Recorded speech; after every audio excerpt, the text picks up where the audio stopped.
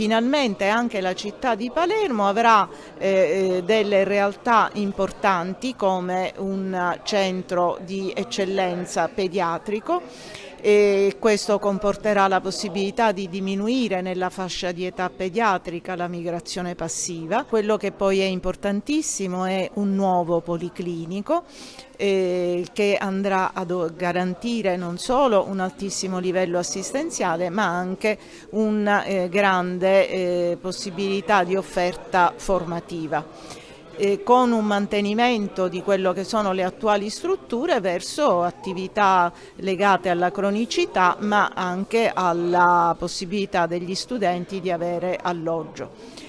Inoltre quello che è rilevante è l'ipotesi su un centro di eccellenza oncoematologica, perché anche quella è una fonte di grande dispendio per quanto riguarda la migrazione passiva. Infine la ristrutturazione dell'ospedale in Grassia, che necessita anch'esso di un adeguamento a quello che sono le esigenze di assistenza sanitaria moderna, che comunque rimarrà un importante riferimento per tutta l'area della popolazione della zona di Monreale e anche alle spalle di questa.